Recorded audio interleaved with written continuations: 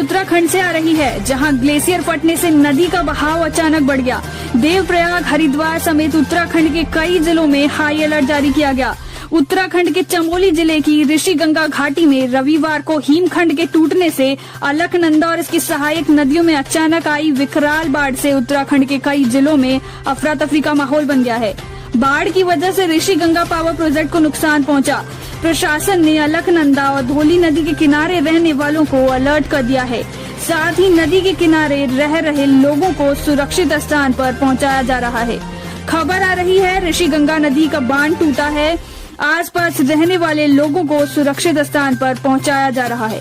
नंदा देवी राष्ट्रीय पार्क से निकलने वाली ऋषिगंगा के ऊपरी जल ग्रहण क्षेत्र में टूटे हिमखंड से आई बाढ़ के कारण धौलगंगा घाटी और अलकनंदा घाटी में नदी ने विकराल रूप धारण कर लिया है, जिससे ऋषिगंगा और धौली गंगा के संगम पर स्थित रैनी गांव के समीप स्थित एक निजी कंपनी की ऋषिगंगा बिजली परियोजना को भारी नुकसान पहुंचा है। बिजली परियोजना में कई वर्कर्स कार्य कर रहे थे, उनके तलाश में टीम जुट गई है। खबर आ रही है 150 लोग लापता हैं। एक बार फिर 2013 की त्रासदी को याद दिलाती चमोली की बाढ़ ने फिर वह सारी तस्वीरें ताजा कर दी हैं, जिसमें लोगों ने प्राकृतिक आपदा का वह भयानक दृश्य देखा था। चमोली के कई गांवों को बाढ़ के कारण नुकसान होने की खबर आ रही है। हालांकि इस बीच मुख्यमंत्री त्रिवेंद्र सिंह रावत ने ट्वीट कर बताया है, राहत की खबर ये है कि नंदप्रयाग से आगे अलकनंदा नदी का बहाव सामान्य हो गया।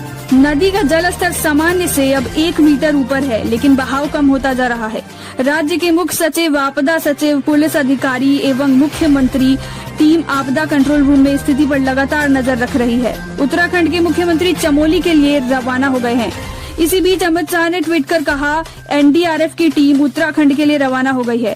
हम आपको स्क्रीन पर हेल्पलाइन नंबर दिखा रहे हैं। उत्तराखंड चमोली में फंसे लोग इससे संपर्क कर सकते हैं। उत्तराखंड सीएम ने इसी बीच एक और अपील की है कि पुराने वीडियो से अफवाह न फैलाएं।